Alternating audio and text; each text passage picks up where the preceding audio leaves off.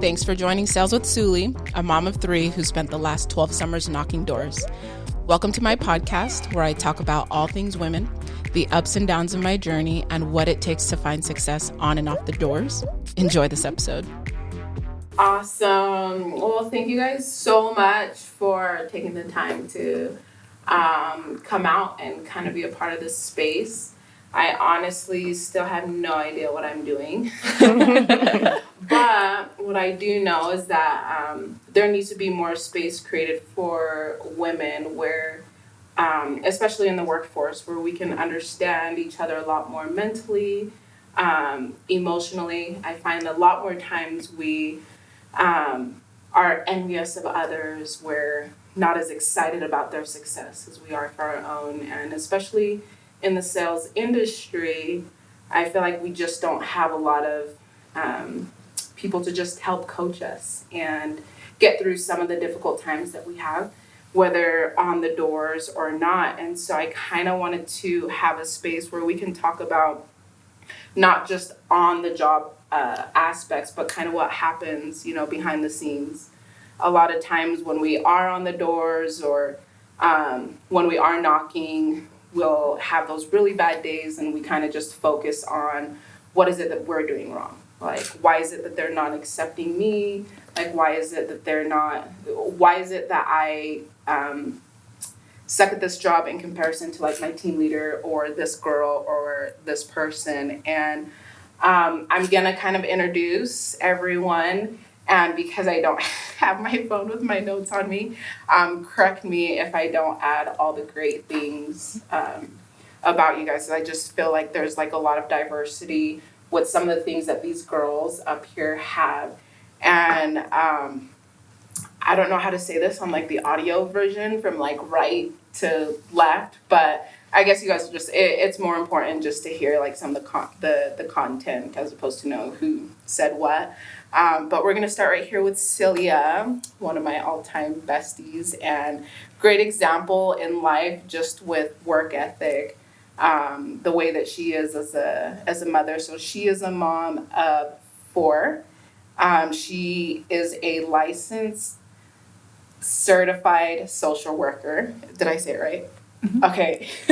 She's got her master's in, tell me. Social work and bachelor's in science. And then she is going to go on to get her doctorates, I think, mm-hmm. in social work. There you go. And so I really wanted Celia to come and be a part of this just because she deals a lot with like the mental aspect of like women and just people in general. And just thinking about her, I just feel like a lot of women they're just drawn to her. And it's just, I feel like she's just more understanding of the way that things work behind the scenes as far as like mentality. And then next to Celia, we have Hannah. Nice. Such a young girl, only 22, mm-hmm. and she started in the summer sales industry 2 summers ago. 3 summers ago. Yeah. And her best summer was 254 accounts. Generally, during the summer, with doing that many accounts, about how much are you making during the summer? So that summer, I would say I made $50,000 to $55,000. At 21 years old. Yeah. So to be able to be that young and kind of be on the doors and find that kind of success are the kind of people that I want to be able to have and share some of their success and their tips. And then I'll go last. So right here to my left is Madeline.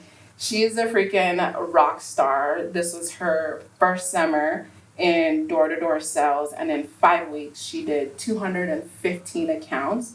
And typically, a guy on the team will take 100 knocking days to do what Madeline, as a woman, did in 5 weeks.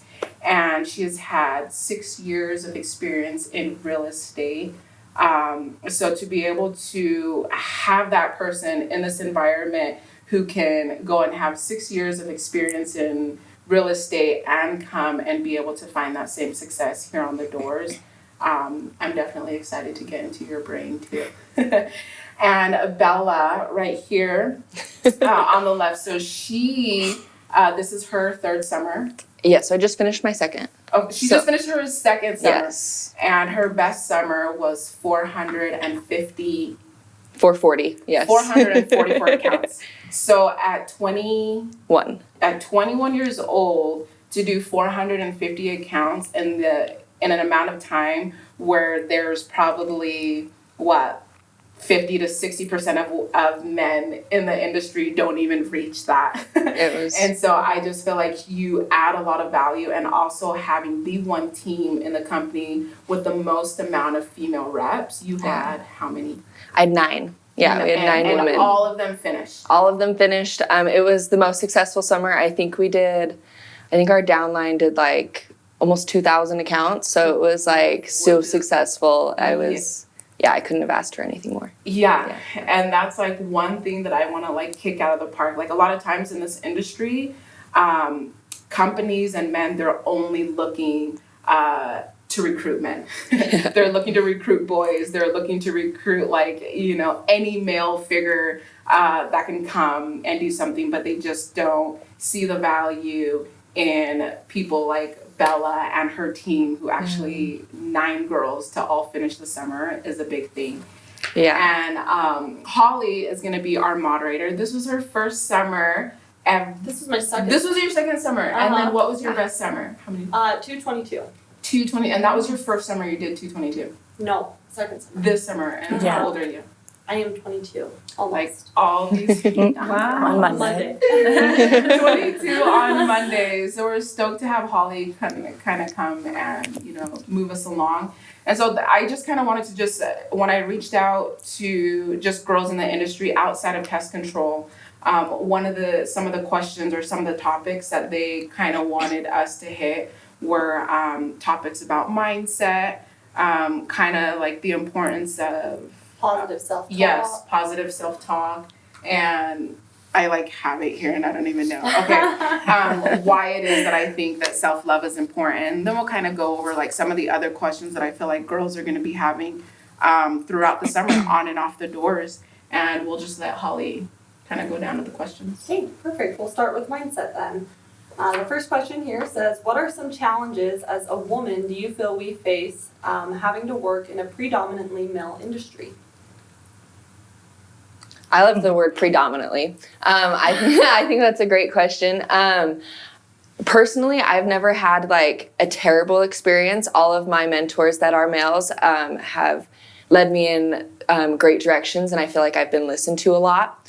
Where I think that we need improvements is just what we're doing here right now, which makes me so excited, especially bringing more women into this industry. I want to make it so that they have the most smooth and trouble-free experience as possible. So I think not having someone, obviously we have Suli, but there's I wish that we had more people to draw off of, and more opinions and more hey, this works for me, when obviously we can't sell the same way as a male. Right. So it's just getting Amber, the perspective. I wish Amber was here. I'm going to put this out there that she's in Hawaii right now, enjoying the freaking ocean. Because yes, Amber is definitely one of the influencers of why we kind of want to get this going. Totally. So. I think one of the biggest challenges that I think we can all agree, being a woman in this industry is not being taken as seriously as the men. When I very first started, I was the only girl in my entire team, and I was in a relationship, and my boyfriend was the one that was being recruited, and I was the one that was hey, we should listen to them. This sounds enticing, seems like a good opportunity. And so we decided we'll go in and I can possibly sell as well. And even going into the meeting, it was just oh, she's just the add-on, the girlfriend wanting to know information. And I was the one that was just the plus one. Yeah, let's do this, And I was the one that was more even motivated and excited about it. And I kind of just got I didn't get as much attention as he did. So that's kind of the start of my journey and kind of where it was okay, this is a little different for me, but I grew up with 7 brothers too. Yeah. So you kind of learn how to push yourself into that space and create space for yourself. Yeah, kind of shows them kind of thing. Yeah, of course. Okay, the second question here says, how do you overcome negative thoughts in those moments in life you don't have anyone around to pull you out?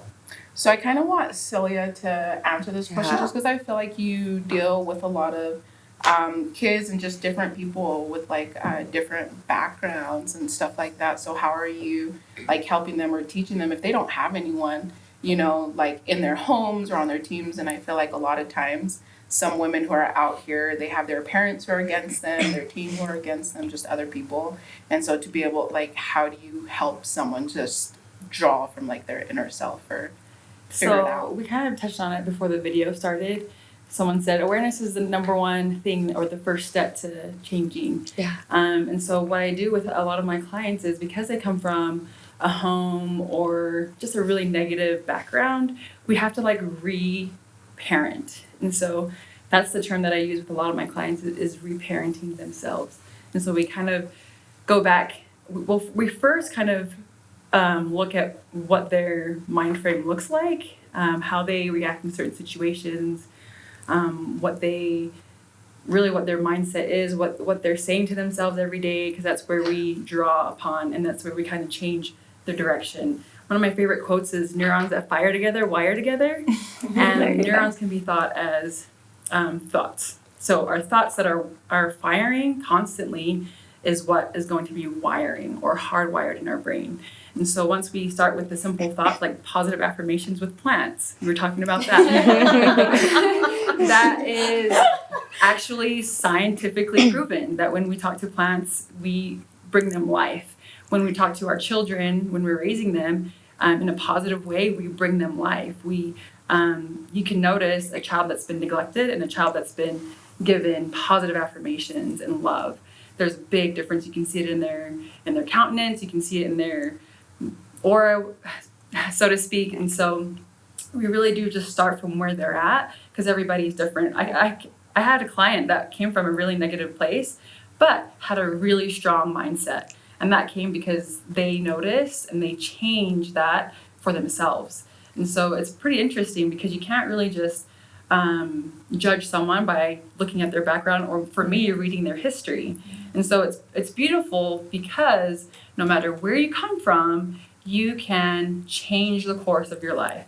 But it all starts with one positive thought a day. Neurons that fire together will wire together. And it's beautiful to see my clients come in just super distraught and depressed, anxiety driven, traumatized, and then leaving within a course of a couple months to a year and seeing them be a totally different person because they've been working on the neurons firing intentionally in a positive direction. We're going to put that in the comments section. Say that phrase again. Neurons that fire together, wire together. I love it. I love Yeah.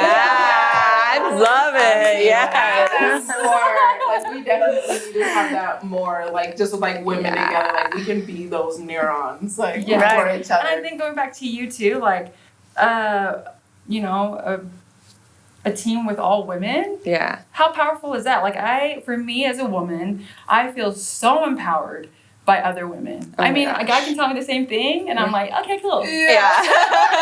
I get around my girls or my sisters, like you guys. It's just like, wow, empowering. You sold that much, damn girl. Yeah. Whoa. Yeah. Like, so- Right? It's Right. genuinely, like, excited, like, for them. I love that. It's the same thing with like shoes. If somebody comes in, if my boyfriend comes and compliments my shoes, I'm like, yeah, you have to say that. But if like a girl comes up and she's like, oh my gosh, where did you get your shoes? I'm like, oh, well, let me tell you about it. Thank you so much. Yeah, it's so fun. That's so true. Yeah. Thank It is. you.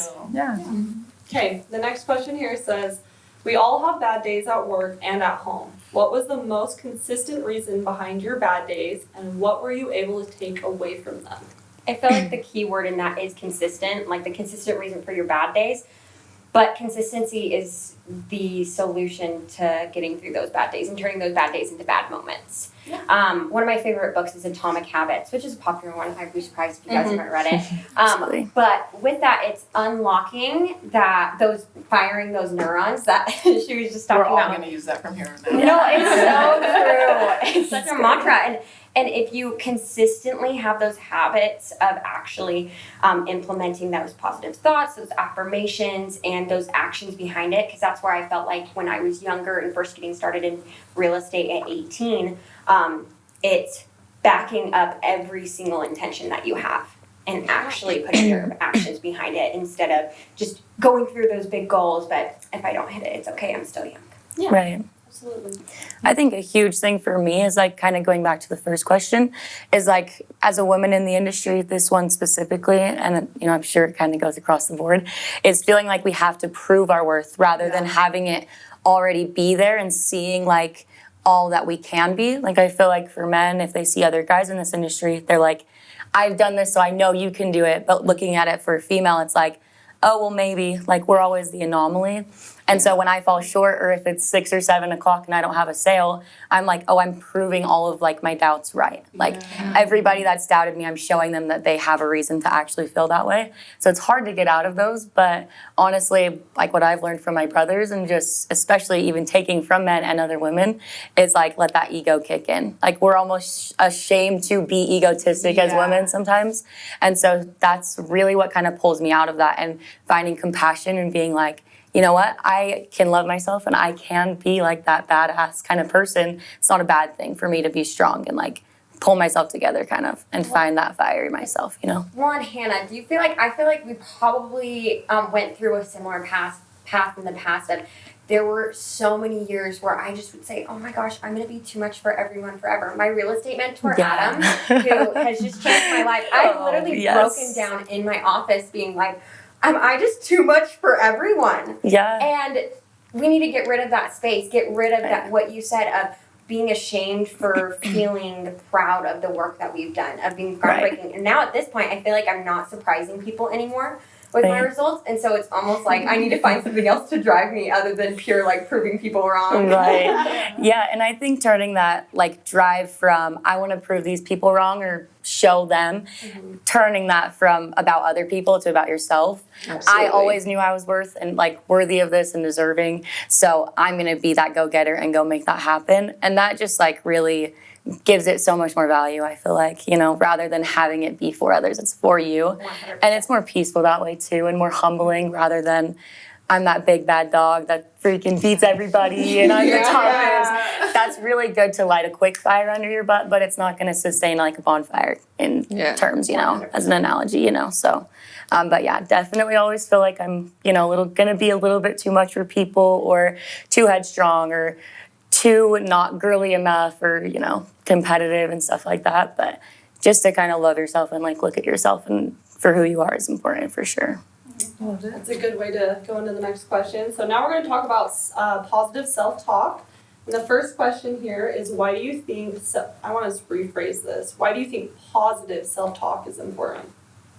Yeah, so a lot of people would like always ask me like what made this like last year different from like all years past. And I think that was the thing for me. I was on a journey that I didn't know that I was on like over the last couple of years of just, you know, my whole life, it's just like, you know, just this hard shell, like, okay, like I'm confident, I'm awesome, I'm all these things, but behind closed doors, do I really believe that about myself? And these last like couple years, you know, to break all those things down and realize like, no, I'm really not that confident like in myself. Like I really don't feel like all those things that people look at me like outwardly and like, oh my gosh, she's got it like all together. She's like XYZ. But in reality, I wasn't talking to myself in a private space that would like exude that Suli feels awesome, that Suli feels great. And so with a lot of the girls that I'm working with like right now, that's like the first topic that we talk about, like the importance of those little like daily reminders that you guys are talking about, like it's gonna start consistently. And I didn't realize, you know, a couple years ago, like when I had my youngest son, that was exactly what I was doing on a daily basis, which is just like, I'm alive, like I got this, like I'm awesome. And just those little like thoughts of now finding like, I am as cool as people think. Right, exactly. You are. Yeah, so it really does just start, and it just comes with like, you know, there's a difference between like, I feel like being egotistical and like, you know, the years past where it was just like, you know, I tried to show it, but now it's like, I honestly finally do feel it. And it does come with just those little things. So. One big thing No, don't cry. One big It's thing okay, that you can I've cry. like implemented in my life that I think like has a trickle effect is like owning my mornings and finding peace in my mornings. And so whether I wake up and go straight to a yoga class or whether I wake up and like intentionally set on my diffuser, intentionally like set on some, I listen to pure tone frequencies in the morning just to like set the tone for my day. It's, I think that's just like part of that positive self-talk, and it just brings peace to your life. And if you're feeling peace inward, you're gonna like project that outward. Right. And then you're gonna like everyone around you, you're obviously like the average of the 5 people that you spend the most time with. And so it's like, I want to be that for somebody, like bringing the peace to it if that's who I am for them. So, Right. I love that. Yeah. And I even take it back to like, you are what you eat, but it's more like, I relate it to every part of your life, not just food. Yeah. Like what you tell yourself, and even I do my affirmations, I look myself right in the face in the mirror. It's different when you're writing it down and you put it on paper, so it's physical, but it's a whole nother thing to like actually look at yourself and be like, you're beautiful. Some days I'm like, you're lying to yourself, and you feel like that, but it's gonna program your subconscious mind to where that actually does end up being the first response when you look in the mirror is, I actually do look beautiful, whether you really do or not to other people, you're gonna feel that way. And the positive talk is so important because it does help program that backside of the part that you don't have to be consciously thinking about, It's just that And for automatic women, I feel response. like it's so important for our positive self-talk to actually progress and grow in the sense of, for so long in the beginning when I was younger, it used to always be, I'm beautiful and I feel good about my outward appearance. And now it's like, no. I can be that grounding like Bella is for so many people on her team. I am that person that comes and can be confident without being egotistical, like you've mentioned, with having that humility while actually putting in our hardest and trying to break our souls, pushing those boundaries. Right. Exactly. And I think that's what us as women have as a strength as well, is men, sometimes it's hard for them to touch into that compassionate, that empathetic side, and that comes more naturally to us as women. So once we get that little ego, it's easy to not have that ego. It comes off as confidence when it has the right intentions behind it. And it genuinely is confidence when you are proud of yourself and you do love yourself, So it's a lot different when you can do it that way. Okay, perfect. We'll move on to the next one. What are some things that you are reminding yourself on a regular basis and why? I have like a whole list of 10 probably. I always feel like I don't deserve success, or I'm not supported in the right ways, or I'm not loved in the way that I need. So I think affirmations are very personal, and what your doubts about yourself should be are, and I think you should really personalize them to 2 points where you genuinely think I'm not supported, or I'm not loved, or I'm not deserving of my successes. So those are mine. I'm deserving, I'm healthy, I'm loved, I'm happy, I'm caring, I'm kind. Remind yourself of the good things. Changing that negative into a positive. Right, yeah. The 3 things I always say every morning as soon as I wake up from bed, it's just I am enough, I'm beautiful, and I'm a success. So. I like to do them before I open my eyes in the morning. I don't know if everybody wakes up before their eyes are open, but I do. And so even if it's I don't have a certain amount of things that I say that I'm grateful for, but it's some days it's I'm grateful for this warm bed, or some days it's I'm grateful that my alarm went off because then I would have missed my workout class, or I'm grateful today I get to go to book club, or I'm grateful today that my dog's in bed with me. So it's just again, reprogramming it before my day starts, I think is just the first step in creating that Did you read constant habits. I haven't. I have. It's No. I make all I that. No, is it? Okay. He teaches the concept the first hour of your day determines the rest Yeah. of it. Well, it's pounded into me. Like I told you, I have great mentors. We have great mentors. And so I've never read that book, but I'm sure somebody in my upline has read that book, and that's where I got that from. So Right. And that's actually the most powerful time for you to program your brain. It's going to be right before you go to bed, 30 minutes before you go to bed, and right first thing when you wake up. So it's super awesome to take that time for yourself. Absolutely. Okay. How do you think speaking positive about yourself will help you find success? Ooh, that's a good one. So how do you think...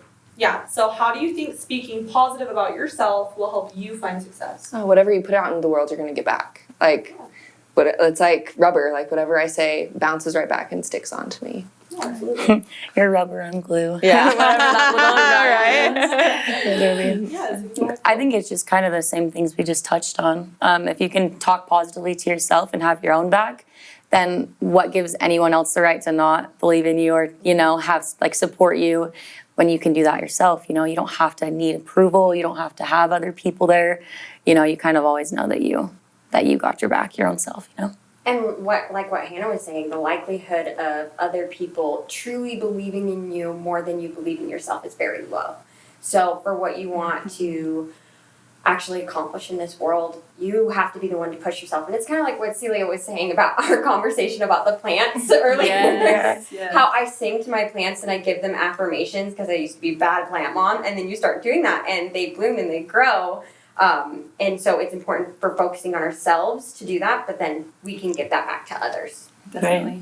I was reading a book, and I forgot what it was called, but basically we're wirelessly connected as humans. And so if we're feeding ourselves in the morning, if we're saying positive things to ourselves, how much better are you going to go out and be able to sell more? Because the people that you sell to are going to feel that positive energy, believe in your product because they believe in you. And so it's really a ripple effect. And so I really like it. As a therapist, I have to keep myself on my game because I can't go into an office with my client struggling and I'm struggling.